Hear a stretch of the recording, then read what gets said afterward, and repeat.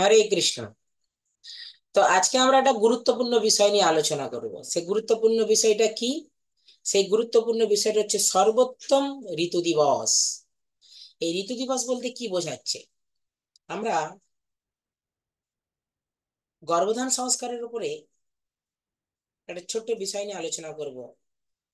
অনেক মা বাবা সন্তান কামনা করছেন, সুস্থ সন্তান, ভালো সন্তান। কিন্তু এই ভালো সন্তান, সুস্থ সন্তান কিভাবে লাভ করা যায়, তার কি পরিকল্পনা আমরা কি কেউ জানি?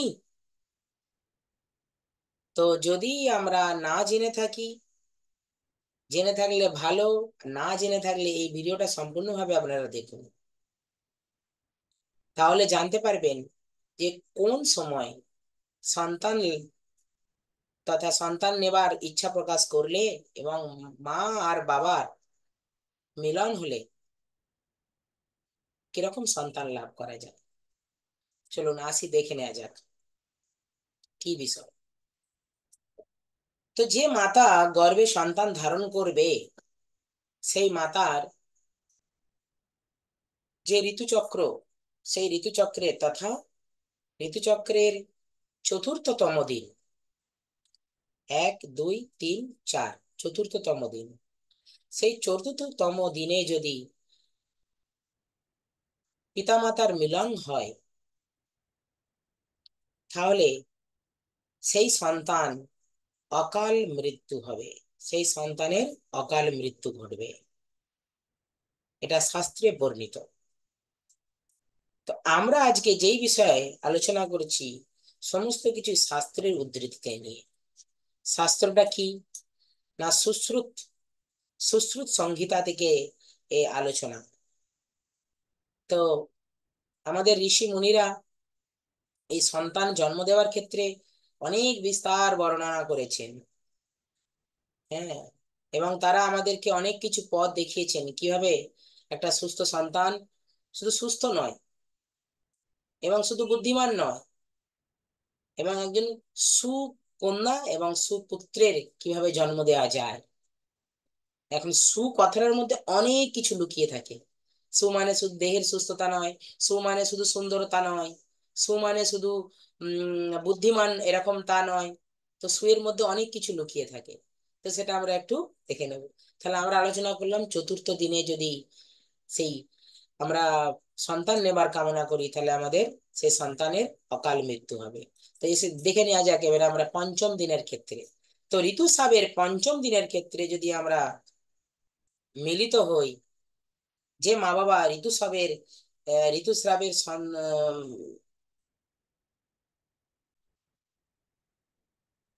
হরে কৃষ্ণ। হ্যাঁ, ঋতুস্রাব নয়, ঋতুকাল। তো ঋতুকালের পঞ্চম দিনে যদি কেউ সন্তান লাভ করতে চায়, তো সেই সন্তান হবে এক সাধারণ কন্যা, অতি সাধারণ কন্যার জন্ম দিতে পারবে। আর যদি ষষ্ঠম দিনে যদি ঋতুকালের ষষ্ঠম দিনে যদি সন্তান লাভ করার ইচ্ছা থাকে, তো তাহলে এক সাধারণ পুত্রের জন্ম হয়। হুম। তো তাই আমাদের এই বিষয়ে আমাদের প্রত্যেক মা বাবার ক্ষেত্রে অগ্রিম সচেতন হওয়া দরকার যে কেমন সন্তান আমরা লাভ করতে চাই। সন্তান তো অনেক আছে, তাই না? এই সমাজকে ধ্বংস করার সন্তানও তো জন্ম নেয়। আবার এই সমাজকে, হ্যাঁ, প্রগতির পথে এগিয়ে নিয়ে যাবার জন্য সন্তান জন্ম নেয়। অনেকের কি হয়, অনেক মা বাবা জানে না যে আমি কোন সময় মিলিত হলে, আমরা কোন সময় মিলিত হলে কেমন সন্তান লাভ হবে। তাই যে কোনো সময়ে মিলিত হবার ফলে, হ্যাঁ, দেখা যায় কারোর বাড়িতে, একই বাড়িতে দুই সন্তান একই মায়ের গর্ভে জন্ম নিয়েছে। হ্যাঁ, একই মায়ের গর্ভে জন্ম নিয়েছে দুই সন্তান। এক সন্তান হয়ে গেছে ধার্মিক, আর এক সন্তান ক্রিমিনাল।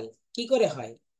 মা বাবা তো কাউকে পৃথক পৃথক কালচার দেয় না, আলাদা আলাদা কালচার দেয় না। কেন? এর কারণ হচ্ছে এই ঋতুকালের সময়কালটা নির্ধারণ না করার কারণে এই ধরনের ভুল সন্তানের জন্ম হয়। আমরা বিশ্লেষণ করেও বিশ্লেষণ করতে পারি না। আমরা খোঁজ বুঝতে পারি না কেন এরকম পিতার এরকম ধরনের সন্তান হলো, বা এরকম মাতার এরকম ধরনের সন্তান হলো, কেন? যদিও সবকিছুই কর্মফলের প্রভাবেই হয় এগুলো। হুম। কিন্তু তবুও কিছু বিষয় ভগবান আমাদের স্বাধীনতা দিয়ে রেখেছেন, যেগুলোর প্রতি আমরা নিজেরাই নির্ধারণ করতে পারবো।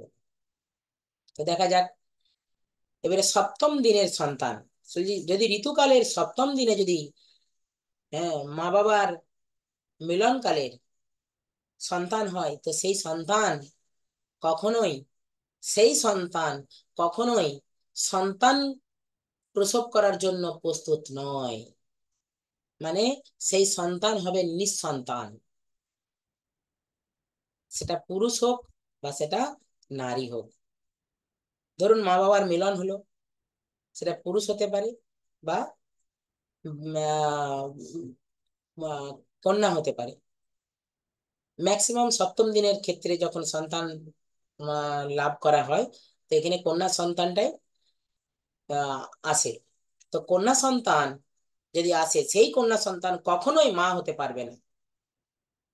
আমরা আপ্রাণ চেষ্টা করি, অনেক ডাক্তার বৈদ্যের মাধ্যমে আমরা এগুলোকে বিচার করার চেষ্টা করি, অনেক ঔষধি, হ্যাঁ, অনেক লাখো লাখো টাকা খরচা করি আমরা, কিন্তু আমরা এর রহস্য খুঁজে পাই না। তো সেই রহস্য আমাদের পৌরাণিক শাস্ত্র গ্রন্থে সমস্ত কিছু বিস্তরভাবে দেয়া আছে। তো আমাদেরকে জানতে হবে। আমরা ডাক্তারের কাছে ছুটে বেড়াই, লক্ষ লক্ষ টাকা খরচা করি, এই ডাক্তার সেই ডাক্তার, এই দেশ ওই দেশ সেই বিদেশ, বিভিন্ন জায়গায় ঘুরে বেড়ায়, কিন্তু কোনো রকমই কোনো এর উত্তর আসে না। তাই আমাদের প্রত্যেককে সচেতন হতে হবে এই সমাজকে সচেতন করার জন্য। দেখা যাক আমরা অষ্টম দিনে, তো ঋতুকালের অষ্টম দিনে যদি আমরা সন্তান লাভ করি, কোনো মা বাবা যদি অষ্টম দিনে সন্তান লাভ করার ইচ্ছা প্রকাশ করে, তো তাহলে সেই সন্তান ঈশ্বরের পরম নিয়ন্তা গুণ সম্পন্ন সন্তান হবে, এবং সেই সন্তান পুত্র সন্তান হবে। তো তাই আমরা আবার সকলেই যেন পুত্র সন্তানের প্রতি না ধাবিত হই। ঠিক আছে, আমাদের সমাজে কন্যা দরকার, পুত্র দরকার, উভয়ই দরকার। তো তাই, তো কেউ যদি, কোনো মা বাবা যদি পুত্র সন্তান কামনা করে, তো সে পুত্র সন্তান কামনার জন্য অষ্টম দিন একদম একটা বিশেষ দিন সন্তান লাভ করার জন্য। ঠিক আছে, তা আমরা দেখা যায় এর পরবর্তী নবম দিন। তো নবম দিনে কি, ঋতুকালে নবম দিনে যদি আমরা সন্তান লাভ করতে চাই, তাহলে একটা সুকন্যা, হ্যাঁ, একটা সুন্দর কন্যার জন্ম দিতে পারবে, সাধারণ সুন্দর কন্যা। হুম। সেই কন্যা আপনাকে সমস্ত কিছু দেবে। হুম। তারপরে দেখা যাক ঋতুকালের দশম দিনে যদি আমরা সন্তান লাভ করার প্রয়াস করি, তাহলে কি সন্তান পেতে পারি। বলছে ঋতুকালে শাস্ত্রে বলছে ঋতুকালে দশম দিনে যদি আমরা সন্তান লাভ করার চেষ্টা করি, তাহলে পরমাত্মা, আমরা হচ্ছে আত্মা, আর ভগবান হচ্ছেন পরমাত্মা। তাহলে আত্মা আর পরমাত্মা, বলছে ভগবান যে পরমাত্মা, বলছে সেই পরমাত্মার গুণসম্পন্ন পুত্র হবে। বুঝে যাচ্ছে? তাহলে পরমাত্মার গুণসম্পন্ন মানে পরমাত্মা কেমন, মানে ভগবান কেমন, ভগবানের মধ্যে কি কি গুণ আছে। ভগবান 64টা গুণে গুণান্বিত। হুম। তো তাই সেরকম ভগবানের গুণ সম্পন্ন যদি সন্তান লাভ করতে হয়, তাহলে দশম দিনে যে মা বাবা এরকম সন্তান কামনা করবে, তো দশম দিনের জন্য বিশেষ দিন। ওকে। তো আবার আসি আমরা 11তম দিনে। 11তম দিনে কি সন্তান আমরা লাভ করতে পারি। তো বলছে সমাজে তো অনেক রকম আমরা সন্তান দেখি, কন্যা সন্তান দেখি এবং পুত্র সন্তান দেখি। হ্যাঁ, বলছে অনেক সময় দেখবেন কিছু কিছু কন্যা হয়, হ্যাঁ, কন্যা, কিছু কিছু নারী সমাজকে নষ্ট করে দিচ্ছে, হ্যাঁ, সমাজকে ধ্বংস করে দিচ্ছে। হ্যাঁ, তো এই সন্তানগুলো কোথা থেকে লাভ হয়। বলছে এই সন্তানগুলো 11তম দিনের মিলনের ফলে, যে মা বাবা 11তম দিনে সন্তানের এই মিলন হয়েছে, সেই মা বাবার ক্ষেত্রে এই সন্তান লাভ হয়। কিরকম, একজন বলছে কুকর্ম সংগঠিত করবে, কুকর্ম, শাস্ত্রে বলছে এই পার্টিকুলার এই ওয়ার্ডটা, যে একদম কুকর্ম সংগঠন করার জন্য তার যা যা পরিকল্পনা, হ্যাঁ, সেই সমস্ত পরিকল্পনা তার মাথার মধ্যে ইনবিল্ড হয়ে যাবে। হুম। আর সেই রকম সন্তান সমাজকে কি করবে? হ্যাঁ, নষ্ট করে দেবে। তো সেরকম সন্তান যদি আমাদের কারোর, আশা করি এরকম সন্তান কারোর ইচ্ছা থাকবে না। হয়তো অজান্তে এরকম সন্তানের জন্ম হতে পারে, কিন্তু জ্ঞান তো হবে না, আশা করি এই ভিডিওটার পর। ঠিক কিনা? তো এবার আমরা আসি 12তম দিন। তো 12তম দিনে যদি সন্তান লাভ করি, তাহলে ভগবান হচ্ছেন পুরুষোত্তম। হুম। তো বলছে এরকম পুরুষোত্তম গুণ সম্পন্ন সন্তান লাভ হবে, পুরুষোত্তম সদৃশ্য। তাই 12তম দিন আমাদের জন্য শ্রেষ্ঠ দিন, ভালো দিন, একটা বিশেষ দিন। তো 13তম দিনে দেখা যাক কি হয়। বলছে 13তম দিনে যদি কোনো সন্তান আমরা লাভ করতে চাই, তো বলছে সেই সন্তান কি হবে? পতিতা, পতিতা কন্যা। হ্যাঁ, পতিতা কন্যা। হ্যাঁ, সমাজের জন্য কতটা ভালো আর কতটা খারাপ, সেটা আমরা সকলেই অবগত। তাই এই বিষয়ের বিস্তারিত আলোচনা করলাম না। তো পতিতা কন্যার জন্ম হবে 13তম দিনে। আর যদি আমরা 14তম দিনে যদি আমরা, মানে অ্যাকচুয়ালি এটা 4 থেকে 16তম দিনের একটা উম, ব্যাখ্যা। হুম। 4 থেকে 16তম দিন। তো চতুর্থ দিন থেকে, কেন, চতুর্থ দিন পঞ্চম দিন একদম ধারাবাহিক ভাবে এখানে এই সময়ে হচ্ছে কি হয়, সন্তান নেবার একটা সংযোগ তৈরি হয়। মানুষ জানে না। হ্যাঁ, মানুষ জানে যে ঋতুকালের যে কোনো সময়, সেই ঋতুকালের 3 দিন পর থেকে যে কোনো সময় আমরা মিলিত হব আর একটা সন্তান লাভ করব। হ্যাঁ, এখন মা বাবা অজ্ঞান, জানে না। সন্তান সন্তান নেবার আগে আমাদের কি করণীয়? হুম। মা বাবার অজ্ঞাত অবস্থায় সন্তানের জন্ম হয়, মা বাবা জানে না।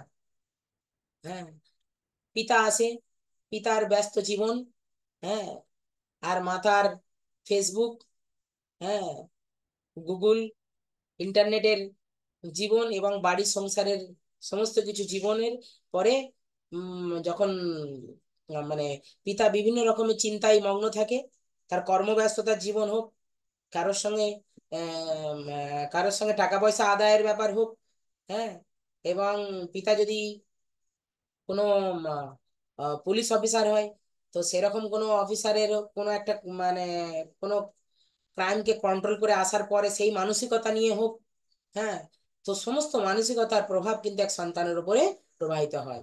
তো বাবা যখন আসে, আর মা বাবার যে মিলনের সময়, আমরা তো মিলনের সময় না জেনে যদি মিলন করি, তো সেই মিলনের সময় কি হবে? হ্যাঁ, তো সন্তান, মানে আমি কবে আমার জমিতে আমি বীজ রোপণ করছি, এটা যদি আমি না জানি, তাহলে আমি ফসল কবে তুলবো, বা ফসলটা কেমন হবে, ফসলে কিভাবে আমি জল সিঞ্চন করব, এগুলো আমি জানবো কি করে? তো তাই আমাদের প্রত্যেকেরই উচিত আমাদেরকে প্রত্যেকটা বিষয় অবগত হওয়ার ক্ষেত্রে, সন্তান শুধু জন্ম দেওয়া না, সন্তান জন্ম দেওয়া থেকে শুরু করে সন্তান পালন করা এবং তাকে বড় করে তোলা পর্যন্ত একটা তপস্যা। এটা কোনো একটা সাধারণ কর্ম নয়। জীবনে যেমন আমরা চাকরি করার জন্য আমরা বিভিন্ন পড়াশোনা করেছি, বিভিন্ন ডিগ্রি লাভ করেছি, সেরকম এই সন্তান লাভ করার জন্য, সুস্থ সন্তান এবং সঠিক সন্তান লাভ করার জন্য আমাদেরকে অনেক পরিশ্রমের দরকার। তাই আপনাদের আজকের ভিডিওটা আপনাদের কাজে আসবে আপনাদের জীবনে। তো আমরা আলোচনা করছিলাম 13 নম্বর, 13 নম্বর পতিতা কন্যা। 13 নম্বর দিনে যদি আমরা ঋতুকালের সময় মানে সহবাসে লিপ্ত হই, তাহলে পতিতা কন্যা জন্ম হবে।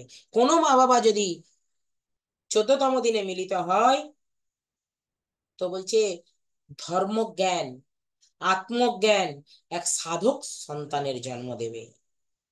কোনো কোনো মা বাবা যদি এটা ভাবে যে আমার এক সাধক সন্তান চাই, আমার এক সুসন্তান, হ্যাঁ, ধর্মজ্ঞান আত্মজ্ঞান এই বিষয় নিয়ে আমাদের তার মধ্যে জ্ঞান বর্ধিত হোক, হুম, আমার সন্তানের, তাহলে 14তম দিন তার জন্য বিশেষ দিন। 15তম দিনে যদি কোনো সন্তানের জন্ম হয়, সেটা হবে কন্যা সন্তান। তো সেই কন্যা সন্তান কেমন হবে?